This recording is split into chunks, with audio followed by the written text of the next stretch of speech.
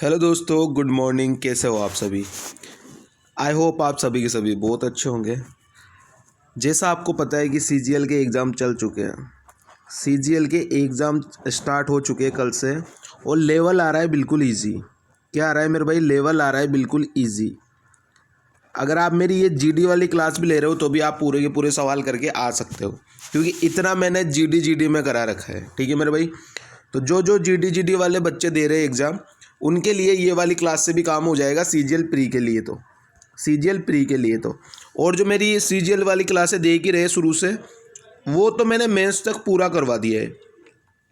मैंने जो अभी वो लास्ट की 2 क्लासें करवाई है ज्योमेट्री की, उससे बाहर कुछ नहीं है मेरे भाई। उससे बाहर कल मेरे को एक भी सवाल देखने को नहीं मिला। जितना मैंने 2 क्लास में 25 से 30 क्वेश्चन कराए थे मैंने ज्योमेट्री के। कितने क्वेश्चन? 25 से 30 क्वेश्चन। उनसे बाहर एक भी कॉन्सेप्ट नहीं आ रहा है। अगर आपने वो क्लासें नहीं देखी है तो जाके देख लेना। ठीक है मेरे भाई? और चैनल पर नए आए हो तो चैनल को सब्सक्राइब जरूर कर दिया करो, और दोस्तों के साथ सेशन को शेयर कर दिया करो।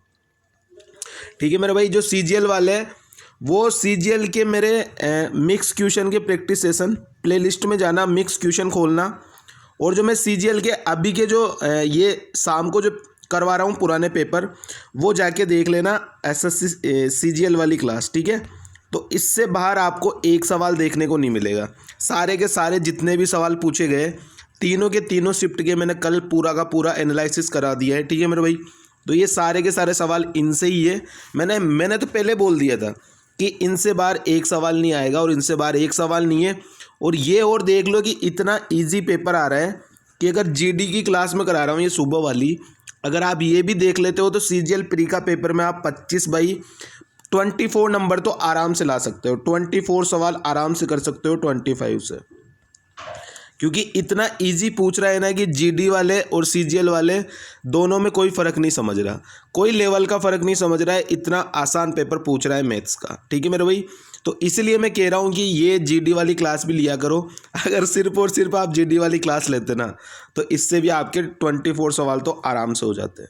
ठीक है मेरे भाई? तो करते आज का अपना सेशन स्टार्ट। जीडी की क्लास होती है सुबह सुबह, शाम को होती है सीजीएल की क्लास। ठीक है? इवनिंग के अंदर सीजीएल, और मॉर्निंग के अंदर अपनी एसएससी जीडी की क्लास होती है। ठीक है? तो अभी जीडी के प्रीवियस ईयर के सवाल करा रहा हूँ मैं, और बहुत सारे नए नए सवाल भी देखने को मिलेंगे आज आपको। ठीक है? तो करते सेशन स्टार्ट। पहला सवाल आपकी कॉपी पर ये रहा।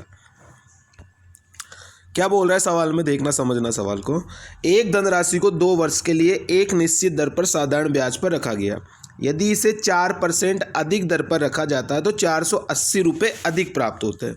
देखो आप मेरे को एक चीज़ बताओ, 480 रुपये उसे अधिक कब मिलते हैं? जब वो 4% के हिसाब से 2 साल के लिए अधिक रखता, तो मतलब टोटल उससे कितना ब्याज अधिक मिलता? ऐसा ही क्या होता है, रेट इनटू टाइम परसेंटेज। तो उसे कितना ज़्यादा ऐसा ही मिलता। वही अपने को सवाल में दिया हुआ है कि 480 रुपये अधिक मिलते। कब मिलते? जब अपन 2 साल के लिए 4% के हिसाब से ज़्यादा देते, मतलब 8%। तो 8% की वैल्यू है 480, तो 1% की कितनी वैल्यू होगी? 60 होगी। तो 100 की कितनी होगी मेरे भाई? 2 0 चिपका दो। आंसर कितना हो गया? 6000। 6000 कौन सा ऑप्शन है? Option number C. तो ये इसका करेक्ट आंसर है, option number C. 6000 is the correct answer. इतने लल्लू सवाल कल सीजीएल में पूछे गए मेरे भाई। देख लेना, जो सीजीएल के पेपर दे के आए उनको पूछ लेना कैसे लल्लू सवाल पूछे गए सीजीएल में। ठीक है? नेक्स्ट वाले सवाल पे हो। नेक्स्ट वाला सवाल क्या बोल रहा है? मैं तो ये मानता हूं कि जो एमटीएस का लेवल है ना, वो भी ज़्यादा है किससे? सीजीएल से। एमटीएस का लेवल सीजीएल से ज़्यादा है, ये चीज़ देख लेना आप। एमटीएस का जो लेवल पूछा गया था, वो लेवल ज़्यादा है मैथ का सीजीएल के पेपर से। इतना लल्लू, इतना महाघटिया पेपर पूछा जा रहा है सीजीएल के द्वारा। ठीक है मेरे भाई? तो देखना, सीजीएल वाले जो जीडी की क्लास भी देख रहे हैं वो भी घबराओ मत हो, वो भी सीजीएल का पेपर आराम से फोड़ के आओगे, कोई दिक्कत नहीं है मेरे भाई। ठीक है? तो आज का दूसरा सवाल ये रहा। इस वाले सवाल को बताओ क्या बोल रहा है इस वाले सवाल में। इस वाले सवाल में अपने को बोल रहा है कि एक कार्य का 40% 6 दिनों में पूरा करता है। 40% का मतलब 2/5। ये 2/5 भाग कर रहा है 6 दिनों में, तो पूरा एक भाग कितने दिनों में करेगा? 2 से काटो 6 को 3 बार, और 3 गुणा में 5 15। यानी ए अकेला पूरा काम कितने दिन में करेगा, 15 दिन में करेगा। बी का क्या बोला है, 33 से ही 1/3% काम, यानी बी जो है वो 1/3 भाग कर रहा है 8 दिनों में, तो पूरा एक भाग कितने दिनों में करेगा, 8 या 24। आगे चीज़ समझने में, ए कर रहा है 15 दिनों में, बी कर रहा है 24 दिनों में। अब मैं इसको साफ कर रहा हूँ। अपने को पता लग चुका है कि ए जो है वो 15 दिनों में कर रहा है और बी जो है वो 24 दिनों में कर रहा है। यह आपको मौखिक निकालना आना चाहिए, डायरेक्ट निकालना आना चाहिए। 40% 2/5, 2 की वैल्यू 6, तो 5 की वैल्यू 15। ठीक है, अब क्या बोल रहे हैं, अब इनकी एलसीएम निकाल लो, टोटल इफिशिएंसी निकाल लेंगे टोटल वर्क से। ठीक है, 15 और 24 का एलसीएम क्या होगा, 24 का पाड़ा बोलो, 24 × 24, 24 दूनी 48, 48 15 से करता है, नहीं करता। 24 चौक 96, 96 15 से करता है, नहीं करता। 24 पंजे 120, 120 करता है 15 से भी। तो इफिशिएंसी कितनी आ गई मेरे भाई, ए और बी की 8 और 5। ठीक है, अब क्या बोल रहा है सवाल में, उन्होंने 8 दिन तक मिलकर काम किया। 8 दिन तक मिलकर काम करेंगे, 13 इफिशिएंसी टोटल। तो 8 और 5 13, और 8 दिन तक अगर काम करेंगे तो कितना काम हो जाएगा, 8 या 24, 8 और 2 10, 104 काम उन्होंने पूरा ख़त्म कर दिया। 120 में से 104 काम ख़त्म हो गया। कितना काम बचा भाई, काम बचा 16 काम, 16 काम बच गया। अब क्या बोल रहा है, शेष कार्य सी ने अकेले 4 दिनों में किया। 16 काम 4 दिनों में कर रहा है, तो सी की इफिशिएंसी मेरे भाई कितनी आ गई, 4 ही आ गई। सी की इफिशिएंसी 4 ही आ गई। अब बताना है कि ए और सी मिलकर उसी कार्य को कितने दिनों में पूरा कर सकते हैं। ए की इफिशिएंसी 5, ए की इफिशिएंसी 8, सी की इफिशिएंसी 4, तो टोटल इफिशिएंसी कितनी हो गई, 12। 120 काम को करवाना है 12 की इफिशिएंसी से, तो कितने दिनों में काम को कर लेंगे, 10 दिनों में। तो आंसर क्या हो जाएगा, 10 डेज, ऑप्शन नंबर बी। आया समझ में सवाल, आसान था सवाल। एक बार मैं अच्छे सवाल टाइम एंड वर्क के भी लेके आया हूँ, अभी आपको पूरा टाइम एंड वर्क यहीं पे क्लियर हो जाएगा। ठीक है, ये पहला सवाल। ये दूसरा सवाल टाइम एंड वर्क का, क्या बोल रहे हैं, टाइम सेम टू सेम सवाल है। 25% काम को 4 दिनों में करता है, तो डायरेक्ट लिखो 25% काम 4 दिनों में, तो पूरा 100%। 25 का कितना गुना है, 100, 4 गुना, तो 4 का 4 गुना क्या होगा, 16। तो ए कर रहा है 16 दिनों में। बी में आओ, 50% 12 दिनों में, आधा काम 12 दिनों में, तो पूरा काम 24 दिनों में। सी में आओ, सी 32 दिन ही दिया हुआ है इसका डायरेक्ट, ये 32 दिनों में पूरा काम कर रहा है। तीनों का ले लो टोटल वर्क एलसीएम कि कितना आ जाएगा, एलसीएम ले लो 96, तो 16 छक्के 96, 24 चौक 96, 16 छक्के 96, 24 चौक 96, 32 तिया 96। इफिशिएंसी निकल के आ गई 6 4 3। क्या बोल रहा है, उन्होंने एक साथ मिलकर कार्य करना शुरू किया, परंतु सी ने कार्य शुरू करने के 4 दिन बाद काम छोड़कर चला गया। जो काम जो शुरू में काम छोड़कर चला गया जैसे सी, तो इसके काम को माइनस कर दो टोटल वर्क में से, तो सी 4 दिनों तक काम करेगा 3 की इफिशिएंसी से, तो 12 काम करेगा, यानी 96 में से 12 काम खत्म हो चुका, तो 84 काम बचा। अब क्या बोल रहे हैं, ए ने कार्य पूरा होने से 6 दिन पहले काम छोड़ा। जो काम पहले छोड़ के जाता है काम खत्म होने से पहले, उसके काम को ऐड करते, तो यहाँ पे कर दो प्लस। कितने दिन काम कर रहा है, 6 दिन। 6 दिन 6 की इफिशिएंसी से, तो 6 गुणा में 6 36, 36 इसमें ऐड कर दो, तो 6 और 4 10, हासिल लग गया 1, 8 और 3 11 और 1 12, यानी टोटल वर्क हो गया अब 120। और अब 120 काम को कौन कौन करेगा, सी चला गया है, तो अब काम करेंगे ए और बी, तो 6 और 4 कितना हो गया 10, तो कितना दिन आ जाएगा, 12 दिन। आंसर क्या हो गया, 12 डेज, ऑप्शन नंबर बी। आगे चीज़ समझने में नेक्स्ट वाले सवाल पे हो। समझ में नहीं आए तो वीडियो पॉज किया करो, सुना करो, सही से समझा करो। ठीक है, एक साहूकार ने पाया कि वार्षिक ब्याज दर में 10% से 8 से 3/4% की गिरावट के कारण 10 से 8 से 3/4 हो गई, तो आप खुद बताओ कितना कम हो गया। 10 से 8 चौक 32, 35/4 हो गया, यानी कितना परसेंट कम हो गया। एलसीएम लोगे 4, तो 40 में से 35 गया, तो 5/4% की कमी।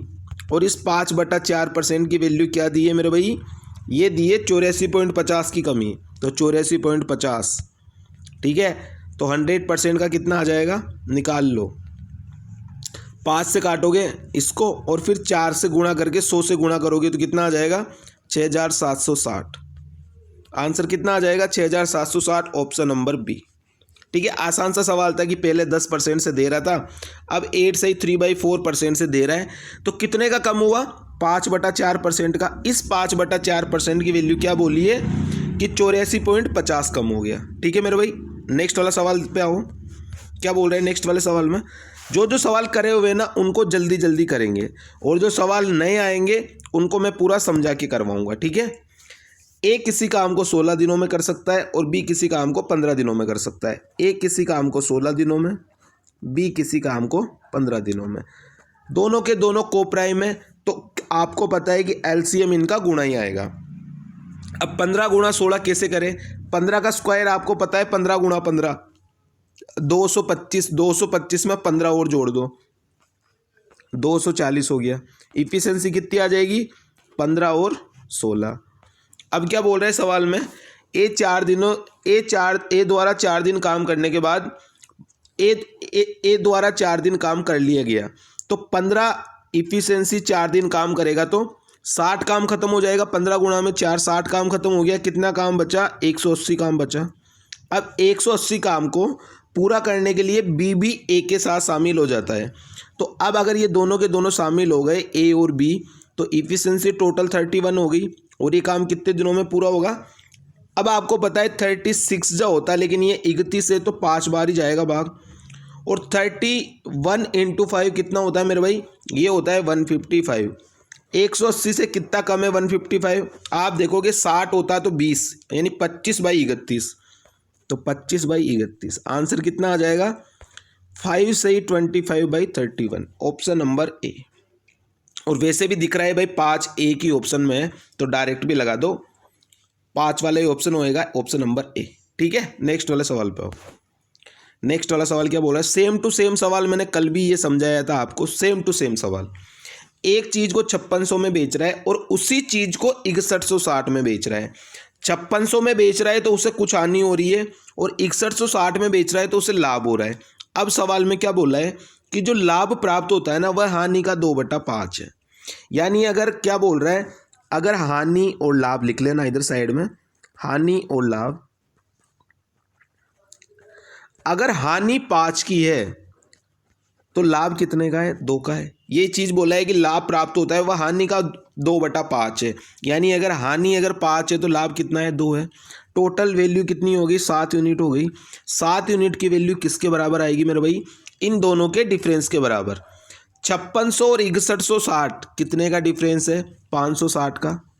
ये 560 का, 7 की वैल्यू 560, तो 1 की वैल्यू 80। अब आप या तो लॉस निकाल लो या लाभ निकाल लो, दोनों में से कोई भी चीज़ निकाल लो, आंसर वही आएगा। ठीक है मेरे भाई, अब आप क्या निकालोगे, मैं तो कहता हूँ आप हानि निकाल लो, लाभ निकाल लो, दोनों निकाल के बता देता हूँ।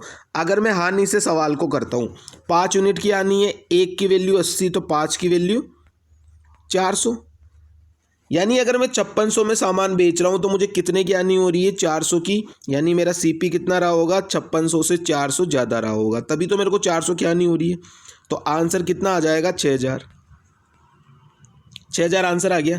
अब आप बोलो कि लाभ से निकालो, तो 1 यूनिट की वैल्यू 80, तो 2 यूनिट की वैल्यू कितनी आ जाएगी, 160 आ जाएगी, 160 आ जाएगी। ये मैंने हानि से निकाला है, अब मैं लाभ से निकाल रहा हूँ। 2 की वैल्यू 160, यानी अगर मैं 6160 में सामान को बेच रहा हूँ तो मेरे को 160 का लाभ है, यानी मेरी सीपी जो है वो 6160 से 160 रुपये कम रही होगी, यानी 6160 माइनस 160, यानी आंसर कितना आ जाएगा, 6000। चाहे आप हानि से निकालो चाहे आप लॉस प्रॉफिट से निकालो, दोनों में आंसर सेम आएगा। ठीक है मेरे भाई, आप किसी से भी निकाल सकते हो, ये बस मैंने प्रूफ करवाया है कि चाहे आप हानि से निकालो चाहे आप प्रॉफिट से निकालो, दोनों में आंसर सेम आएगा। ठीक है, नेक्स्ट वाले सवाल को देखो क्या बोल रहा है सवाल में, 17% की छूट देता हूं तो 498 में सामान बिकता है। 17% का डिस्काउंट मतलब 83% पे दे रहा है, तो वैल्यू कितनी आ रही है, 498। तो 100 की वैल्यू मेरे भाई यहाँ से कितनी आ जाएगी, 100 की वैल्यू आ जाएगी। ये कितनी बार कटेगा, 6 × 18, आपको दिख रहा है ये छः का मल्टीपल है, क्योंकि यूनिट डिजिट आ रहा है 8, तो सिर्फ 6 से गुणा करेंगे तो यूनिट डिजिट 8 आएगा। तो ये इसका 6 गुना है, तो 100 का 6 गुना 600। अब लेकिन सवाल में क्या बोला है कि अगर उसे छूट नहीं दी होती तो लाभ 25% का होता। 25% का मतलब क्या होता है, 1/4, यानी 4 की चीज़ पे 1 का लाभ, यानी 5 की वैल्यू 600 है। तो 4 की वैल्यू क्या होगी, वही अपने को बोला है। ये इसका कितना गुना है आप खुद बताओ, 120 गुना है। 120 गुना है 605 का कितना गुना है, 120 गुना। तो 4 का 120 गुना कितना होएगा, 12 चौक 48, यानी 480। तो आंसर मेरे भाई कितना हो जाएगा, ऑप्शन नंबर बी 480। ठीक है, नेक्स्ट वाला सवाल देखो। ये वाला सवाल है ना, GD, MTS, CHSL, CGL, CPO सब में पूछा जाता है। और इसके पहले वाला सवाल, अगर प्रॉफिट लॉस में से CGL में सवाल बनता है ना, तो इससे भी कम लेवल का सवाल कल वाली शिफ्टों में पूछा गया है, इससे भी कम लेवल का। अब आप लेवल चेक कर सकते हो कैसा लेवल आ रहा है। ठीक है, ये वाला सवाल देखो। अब ये वाला सवाल का क्या है मेरे भाई, लफड़ा, कि ये लफड़ा है कि आपको फॉर्मूला याद होना चाहिए। क्या क्या होना चाहिए, फॉर्मूला आपको याद होना चाहिए, तभी आप सवाल कर सकते हो, नहीं कर सकते। एक ठोस बेलन छड़ का आयतन इतना दिया हुआ है, अपने को आधार की त्रिज्या बतानी है। आयतन क्या होता है, πr²h। अब इसकी वैल्यू 2750 दी है। पहले वैल्यू रख लो, पाई की वैल्यू 22/7, आर की वैल्यू निकालनी है अपने को, एच की वैल्यू दी है, जो लंबाई होती है वही उसकी हाइट होती है। ठीक है, 35 बराबर इसकी वैल्यू कितनी दी है, 2750। ठीक है मेरे भाई, 7 से काटो 35 को 5 बार, 11 से काटोगे 22 को 2 बार, 11 से काटोगे 11 दूनी 22, 11 पंडा 55 और ये 0। ठीक है, 5 से काटो, 5 25 0, 2 से काटो 50 को 25 बार, r² की वैल्यू कितनी आ गई, 25। तो r की वैल्यू कितनी आ जाएगी, 5। यही अपने को बोला है आधार की त्रिज्या निकालनी है, तो r की वैल्यू कितनी आ गई, 5। इसका बिल्कुल करेक्ट आंसर है। ठीक है, नेक्स्ट वाला सवाल देखो। A, B और C का औसत 63 है, तो A, B, C का टोटल सम कितना हो जाएगा, 63 गुणा में 3। गुणा 3 क्यों लिखा, क्योंकि 3 आदमी हैं, 3 तिया 9, 6 तिया 18, यानी इनका टोटल सम है 189। फिर क्या बोल रहा है सवाल में, पहली संख्या A जो है वो B और C के योग की 3/4 है, यानी A जो है वो B और C के योग की 3/4 है, यानी अगर B और C 4 है तो A 3 है। ठीक है, टोटल कितना हो गया, 7 यूनिट। 7 यूनिट की वैल्यू कितनी दी हुई है, 189। तो 1 यूनिट की वैल्यू कितनी आ जाएगी, 7 दूनी 14, 7 7 49। ठीक है, क्या बोला है सवाल में, पहली संख्या A का मान कितना होगा, तो A की वैल्यू कितनी है, 3 है, 1 की वैल्यू 27, तो 3 की वैल्यू 81। तो आंसर क्या आ जाएगा मेरे भाई, option number D 81 is the correct answer. आसान सा सवाल था, लेकिन सवाल को क्या है थोड़ा घुमा देता है ना, तो परेशान नहीं होना है, जो जो बोला है वो लिखे जाओ। अभी आप देखते हो जो जो सवाल में बोला होता है मैं वो लिखे जाता हूँ, उसके अलावा एक भी चीज़ एक्स्ट्रा नहीं लिखता हूँ। नेक्स्ट वाला सवाल देखो। अब ए से कल मैंने 2 सवाल कराए थे, 2 सवाल, और आज ये तीसरा सवाल है। अगर कल वाली क्लास नहीं देखी आपने तो इस वाले सवाल को करने में थोड़ा सा जोर आएगा, लेकिन अगर कल वाली क्लास देखिए, 2 सवाल कराए थे, तो इसको आप मन का मन में कर दोगे। ठीक है, कैसे कर दोगे देखना, तभी कहता हूँ डेली क्लास लिया करो। P + Q का 20% बराबर P - Q का 50%। तो परसेंट से परसेंट, 0 से 0 उड़ गया।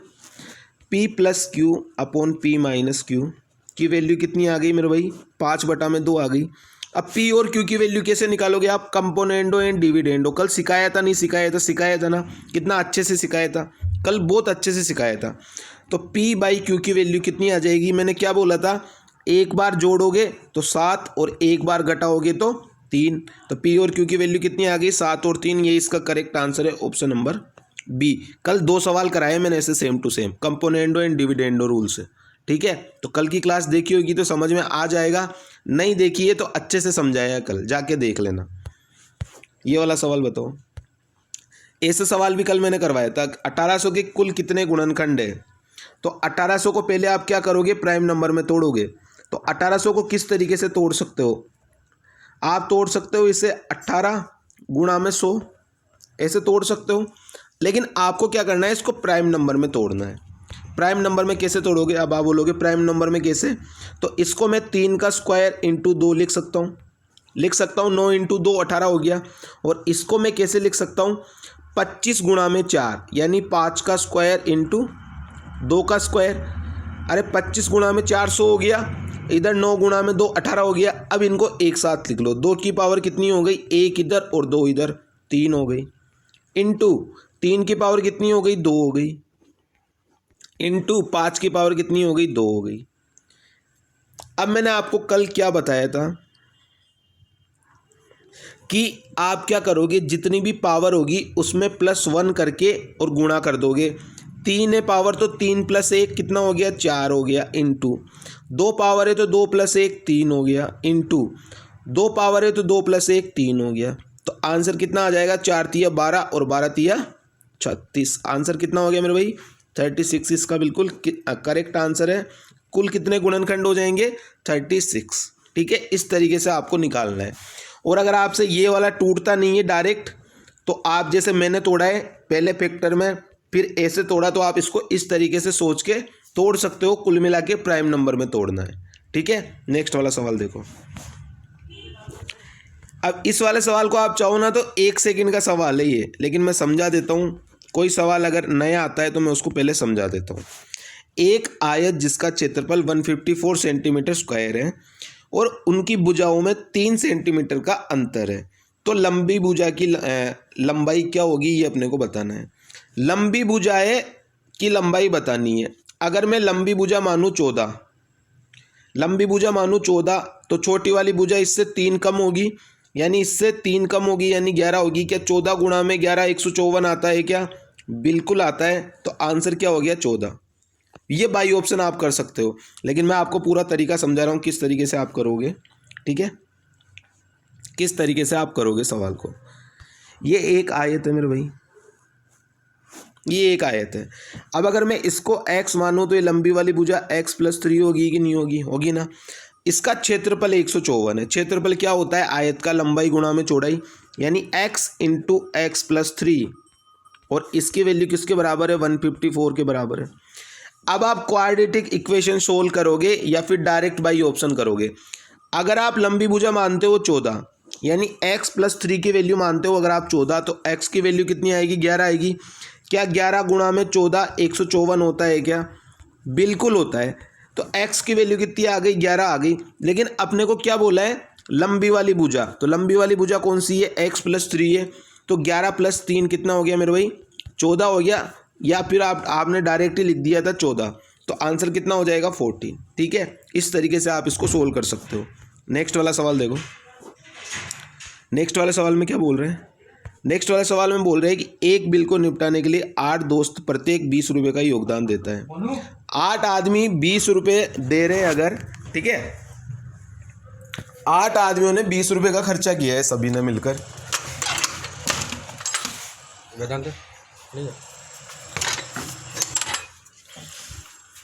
एक बिल को निपटाने के लिए 8 दोस्त प्रत्येक 20 रुपये का योगदान करते हैं, और जबकि 9वां दोस्त प्रत्येक व्यक्ति औसत बिल से 40 रुपये अधिक का योगदान देता है। ठीक है, 8 आदमी मिलकर कितने का बिल दे रहे हैं, टोटल 20 रुपये का, तो लिख दिया मैंने 20 प्लस। अब 9वां आदमी है वो औसत बिल से 40 रुपये अधिक का योगदान दे रहे हैं, तो 9वां आदमी जो अधिक भुगतान कर रहा है उसको टोटल जो कितने आदमी बचे, 8 आदमी बचे, उस 8 आदमी में बांट दो। तो 8 आदमी में अगर मैंने बांट दिया तो 20 + 5, यानी प्रत्येक आदमी ने कितने का योगदान दिया, 25 का योगदान दिया। अब 25 आदमी 25 रुपये के हिसाब से 9 आदमी टोटल कितना बिल पे करेंगे, तो 25 गुणा में 9 225, 225 रुपये का टोटल भुगतान होगा। ठीक है मेरे भाई, तो आंसर कितना आ जाएगा, ऑप्शन नंबर ए। क्या बोला सवाल में, सवाल में ये बोला है कि टोटल 8 आदमियों ने 20 रुपये ख़त्म किए, और जो 9वां आदमी आया उसने औसत से 40 रुपये अधिक ख़त्म किए। तो ये 40 को मैंने टोटल 8 आदमियों में बांट दिया, तो प्रत्येक के खाते में कितना आ गया, 5 रुपये अधिक अधिक आ गया, यानी एक आदमी का बिल आ गया 25 रुपये। तो टोटल 9 आदमी का कितना आ जाएगा, 225 रुपये। नेक्स्ट वाला सवाल देखो। अब ये वाला सवाल ऐसा है कि हर एक एग्जाम में आता है। CHSL में आया है, GD में कितनी बार मैंने करा दिया, MTS, CGL, CPO, सब में ये वाला सवाल आता है प्री के अंदर। 120 वस्तुओं का क्रम मूल्य 80 वस्तुओं के विक्रय मूल्य के बराबर है। क्या बोला है, 120 CP बराबर 80 SP। तो 1 0 से 1 0 काट लो, 4 से काट लो 3 और 4 से काट लो 2। तो CP और SP का रेशियो कितना आ गया, 2 और 3। 2 की चीज़ को 3 पे दे रहा है, तो कितने परसेंट कितने का फ़ायदा हो रहा है, 1 का फ़ायदा 2 पे। तो 100 पे कितने का होगा, 2 से काट लो 50 का। तो आंसर कितना हो जाएगा, 50%। Option number C। नेक्स्ट वाला सवाल देखो। एक व्यक्ति ऋण अदायगी करने के लिए प्रत्येक महीने 8,960 रुपये देता है, जो उसकी मासिक वेतन का 28% है। तो पूरा टोटल मासिक वेतन कितना होगा वो अपने को निकालना है। यानी डायरेक्ट अपने को 28% की वैल्यू दी है 8,960, 28% की वैल्यू 8,960। तो 1% की वैल्यू निकाल लो, 7 से काटना स्टार्ट करो। तो 4 की वैल्यू किसके बराबर आ जाएगी, 7 1 जा 7, 1 बच गया, 7 दूनी 14, 5 बच गया, 7 8 56 और 0। तो 1 की वैल्यू किसके बराबर आ गई, 320। तो 100 की वैल्यू किसके बराबर आ जाएगी, 2 2 0 चिपका दो, 32,000 के। तो आंसर कितना हो गया मेरे भाई, 32,000। Option number A। आंसर कितना हो जाएगा, 32,000। नेक्स्ट वाला सवाल देखो। नेक्स्ट वाले सवाल में क्या बोल रहे हैं, A, B, C और D का अनुपात अपने को दिया है। B और C का योग A तथा D के योग से 25 ज़्यादा है। तो A प्लस D का मान कितना होगा, A प्लस D का मान निकालना है अपने को। तो पहले तो डायरेक्ट जोड़ के देख लो, 11 और 3 14, यानी 14 का जो मल्टीपल होगा वही आंसर होगा। तो अपन देख लेते 14 का कौन सा मल्टीपल है। क्या 350 कटेगा क्या, 14 दूनी 28 और 14 पंजे 70, यानी ये हो सकता है। ये होएगा क्या, 14 दूनी 28, ये नहीं होएगा। 14 दूनी 28, 4 45, ये भी नहीं होएगा, ठीक है।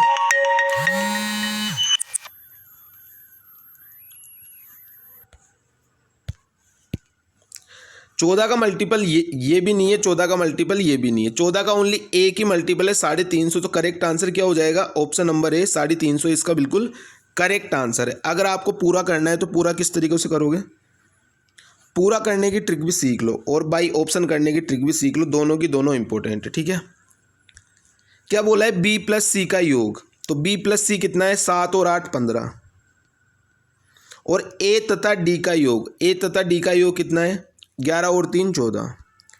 तो B प्लस C का योग A प्लस D के योग से 1 यूनिट ज़्यादा है, और 1 यूनिट की वैल्यू कितनी दी है, 25 ज़्यादा है। तो अपने को किसकी वैल्यू निकालनी है, A प्लस D, यानी 11 और 3 14 की वैल्यू अपने को निकालनी है, ठीक है। तो 14 पंजे 70, हाथ से लग गया 7, 14 दूनी 28 और 7 35। तो आंसर कितना हो गया, 350, ऑप्शन नंबर A। नेक्स्ट वाले सवाल पे आओ। एक खिलौने को 25.50 रुपये में बेचने पर 15% की हानि होती है। 15% की हानि मतलब 85% की वैल्यू कितनी दी हुई है, 25.50। तो अपने को किसकी वैल्यू बतानी है, 125% की, क्योंकि 25% के लाभ पर दे रहे हैं। तो ये 5 से कट रहा है, 5 से काट लो, 17 बार कटेगा। 5 से कितनी बार कटेगा, 5 दूनी 10, 2 5 25। 17 की वैल्यू 25.50, तो 25 की वैल्यू कितनी आ जाएगी, 37.5। तो आंसर कितना हो जाएगा, 37.5, ऑप्शन नंबर C, ठीक है। नेक्स्ट वाला सवाल देखो। अब इस वाले सवाल को थोड़ा ढंग से समझना। 15 संख्याओं का औसत 18 है। यदि सभी संख्याओं को औसत को 2 से विभाजित किया जाए तो नया औसत क्या होगा। अगर कभी भी बोल देना टोटल नंबर को, टोटल नंबर में जैसे यहाँ पे 2 से विभाजित कर रहा है, जैसे यहाँ पे 2 से विभाजित कर रहा है, औसत कितना था 18। अगर सभी संख्याओं में बोलेगा तो डायरेक्ट एवरेज में भी वही होगा। डायरेक्ट 2 का भाग दे दो तो आंसर कितना आ जाएगा, 9 आ गया।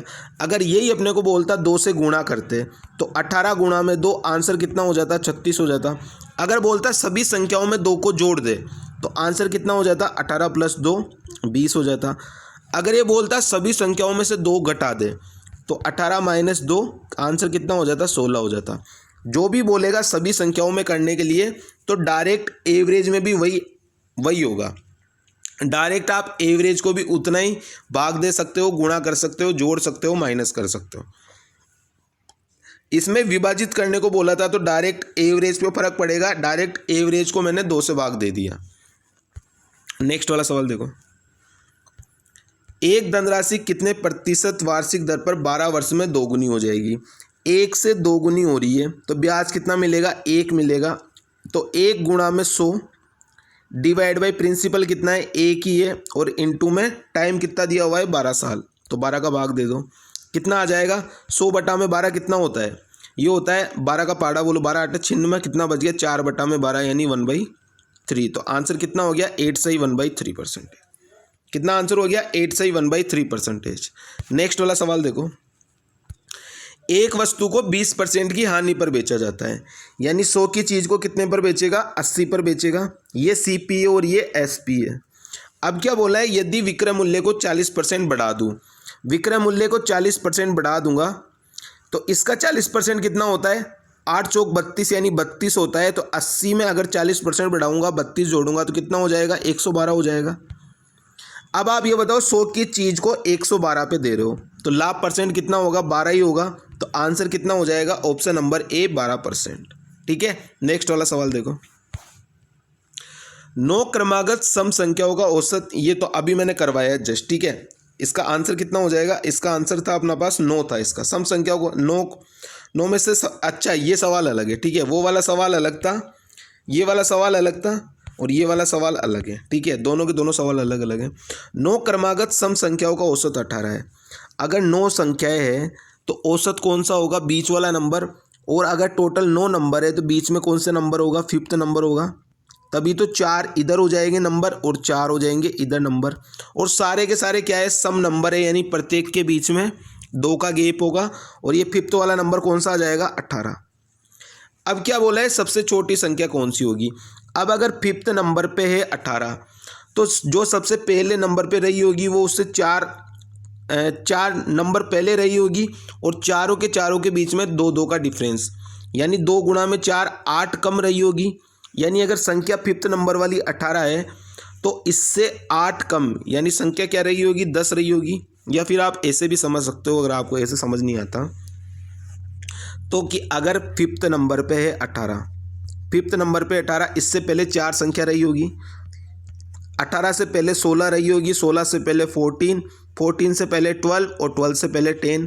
यही तो अपने को बोला है सबसे छोटी वाली संख्या। तो आंसर कितना आ गया? 10 ही इसका बिल्कुल करेक्ट आंसर है। ठीक है, नेक्स्ट वाला सवाल देखो, एम और एन का रेशियो दिया है 3 और 5, और एन और ओ का रेशियो दिया है 4 और 3। तो वैल्यू कितनी आ जाएगी? 12। पहले तीर को सीधा, फिर टेढ़ा, फिर तीर को वापस सीधा। तो 4 तिया 12, 5 चौक 20 और 5 तिया 15। ठीक है, अब क्या बोला है? एम प्लस एन कितना हो गया? 32 हो गया। और एन प्लस ओ कितना हो गया? 35 हो गया। तो आंसर कितना आ गया मेरे भाई? 32 और 35। ये इसका करेक्ट आंसर है, 32 और 35। ठीक है, आंसर कितना हो गया? 32 और 35। नेक्स्ट वाला सवाल पे आओ। इसको आप 2 तरीक़ों से कर सकते हो। किस तरीके से करते हो? 2 तरीक़ों से। पहला तरीका मैं आपको बता देता हूँ। एक किसी काम को 16 दिनों में कर सकता है। आप लिख लो 16A बराबर, उसने 4 दिन तक काम कर लिया, तो इसने 4 दिन तक काम कर लिया, प्लस शेष काम को बी ने 24 दिनों में पूरा किया, तो 24B। ए को ए की साइड ले जाओ, बी को बी की साइड ले जाओ, तो 12A बराबर 24B। तो ए और बी की इफिशिएंसी कितनी आ गई मेरे भाई? ये आ गई 2 और 1। ये आ गई 2 और 1। टोटल वर्क निकाल लो। ए और बी की इफिशिएंसी को या तो रख दो लेफ्ट हैंड साइड या रख दो राइट हैंड साइड। तो मैं लेफ्ट हैंड साइड रख देता हूँ क्योंकि यहाँ पे आसान है, सिर्फ ए की वैल्यू रखनी है। तो टोटल वर्क कितना हो गया? 16A यानी 16 गुणा में 2, ए की इफिशिएंसी 2 है, तो 16 गुणा में 2 कितना हो जाएगा? ये हो गया मेरे पास डायरेक्ट निकल के आ गया 32। टोटल वर्क कितना हो गया? 32 हो गया। अब क्या बोला है? बी अकेला पूरे काम को कितने दिनों में कर सकता है? बी की इफिशिएंसी है 1, तो 32/1 कितने दिनों में कर लेगा? ये कर लेगा टोटल वर्क को टोटल 32 दिनों में। तो आंसर कितना आ जाएगा? B option 32 is the correct answer. अब आप बोलो कि दूसरा वाला तरीका बताओ। दूसरा वाला तरीका भी बता देते हैं। दूसरा वाला तरीका क्या हो जाएगा? ए किसी काम को 16 दिन तक करता है और उसने 4 दिन तक काम कर लिया, यानी ए का 12 दिन का काम जो है वो बी ने 24 दिनों में पूरा किया। ठीक है, तो यहाँ से एलसीएम ले लिया, कितना आ गया 24 आ गया। इफिशिएंसी कितनी आ गई 2 और 1 आ गई। ठीक है, 2 और 1 आ गई। एक कितने दिनों में काम कर रहा है 16 दिनों में, इफिशिएंसी कितनी है 2, तो टोटल वर्क कितना हो गया 32। किससे करवाना है बी से करवाना है, बी की इफिशिएंसी 1, तो कितने दिन में कर लेगा 32 दिनों में पूरा काम इसका खत्म हो जाएगा, ऑप्शन नंबर बी। ठीक है, नेक्स्ट वाले सवाल पे देखो। अब ये वाला सवाल भी इंपॉर्टेंट मार्क कर लेना, सीपी और एमपी का रेशियो वाला सवाल है, हर बार पूछा ही जाता है। सीपी और एमपी का रेशियो कितना हो जाएगा 100 माइनस डिस्काउंट और 100 प्लस प्रॉफिट। डिस्काउंट कितना दिया है 36% का, तो वैल्यू कितनी रह जाएगी 64। प्रॉफिट कितने का हो रहा है 20% का, यानी वैल्यू कितनी हो जाएगी 100 प्लस 20, यानी 20% की हानि हो रही है। 20% की हानि का मतलब 80। 16 से काट लो तो कितना हो गया 4 और 5। 5 की वैल्यू अपने को क्या दी है सवाल में, एमपी की वैल्यू कितनी दी है 900, तो 5 की वैल्यू 900 कितना गुना है 180 गुना, तो 4 का 180 गुना कितना आ जाएगा 720। तो सीपी की वैल्यू कितनी आ गई 720, ऑप्शन नंबर बी। नेक्स्ट वाला सवाल देखो। नेक्स्ट वाले सवाल में क्या बोल रहे हैं, एक कार्य को 8 दिनों में पूरा करने के लिए 20 व्यक्तियों को लगाया गया, तो टोटल वर्क यहाँ से कितना हो गया, टोटल वर्क यहाँ से कितना हो गया 8 गुणा में 20, तो टोटल वर्क निकल के आ गया 160।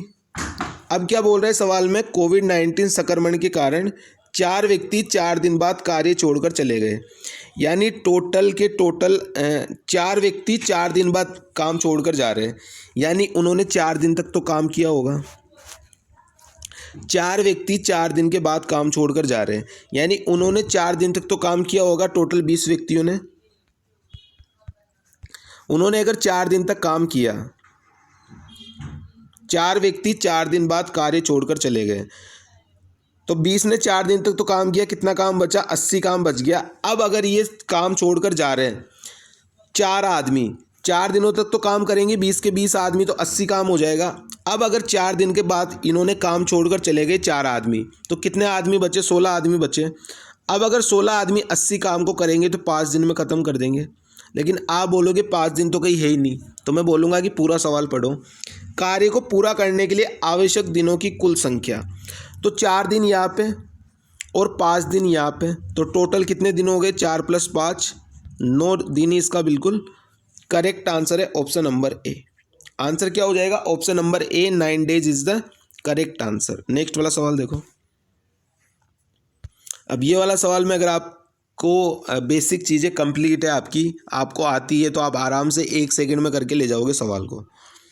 एक व्यक्ति निश्चित दूरी को एक समान चाल से 5 घंटे में तय करता है। 5 घंटे का मतलब ये चाल का रेशियो है, नहीं ये टाइम का रेशियो है। 5 घंटे यानी 300 मिनट। 5 घंटे का मतलब क्या हो गया 300 मिनट हो गया। फिर क्या बोल रहे हैं 1 किलोमीटर की वर्दी कर ले चाल में, तो उसको 10 मिनट कम समय लगता है। 10 मिनट कम यानी 300 से 10 मिनट कम यानी 290 मिनट का टाइम लगेगा। ये टाइम का रेशियो है। अपने को क्या बोला है उस व्यक्ति की चाल बताओ, तो चाल का रेशियो कितना हो जाएगा, 0 से 0 काट दो। टाइम और स्पीड एक दूसरे के अपोजिट होते हैं, तो यहाँ पे टाइम कितना लगेगा 29 और 30, यानी उस व्यक्ति की स्पीड कितनी आ गई नॉर्मल 29, तो आंसर कितना हो जाएगा बी ऑप्शन 29 इसका बिल्कुल करेक्ट आंसर है। ठीक है मेरे भाई, अब देखते ये तो अपने पूरे सवाल थे वो ख़त्म हो गए। ठीक है, लास्ट में बताना जरूर आपसे कितने सवाल हुए, कितने नंबर आपके आए। टोटल 27 क्वेश्चन थे अपने पास आज के। ठीक है, टोटल कितने सवाल थे, टोटल 27 सवाल थे। कितने सवाल सही हुए कमेंट करना, अगर कोई सवाल नहीं आया होगा तो मैं वहीं पे समझा दूंगा। ठीक है, क्लास को शेयर कर देना दोस्तों के साथ, चैनल पे नए आए हो तो चैनल को सब्सक्राइब कर देना। ठीक है मेरे भाई, तो यही था अपना सेशन, और मैं तो यही बोलूँगा कि एसएससी सीजीएल वाले जो भी है क्लासें ले ले भाई, मिक्स क्वेश्चन वाली, और जो सीजीएल के अभी जो मैंने इन दिनों में करवाया है वो सारी की सारी क्लासें ले ले। ज़्यादा लंबी क्लासें है नहीं, 40 45 मिनट की क्लासें हैं, तो उनसे भी आपका काम हो जाएगा। क्योंकि सीजीएल का पेपर जो है वो बिल्कुल लल्लू आ रहा है, बिल्कुल लल्लू। मैथ्स का तो बिल्कुल लल्लू लेवल है। ठीक है मेरे भाई, तो इसीलिए आपने अगर मेरी क्लासें देखी है तो आपका पूरा उद्धार हो जाएगा। 25/25 करके आओगे अगर CGL वाली क्लासें देखी थी, क्योंकि मैंने कंटेंट कराया है वो मेंस का कराया है। प्री के सवाल तो ऐसे आ रहे हैं जैसे GD से भी लल्लू सवाल, ठीक है। तो इसीलिए जाके प्लेलिस्ट खोलना, मिक्स क्वेश्चन, शॉर्ट ट्रिक्स और ये CGL वाली जाके क्लासें देख लेना, ठीक है। Thank you so much, tata bye bye.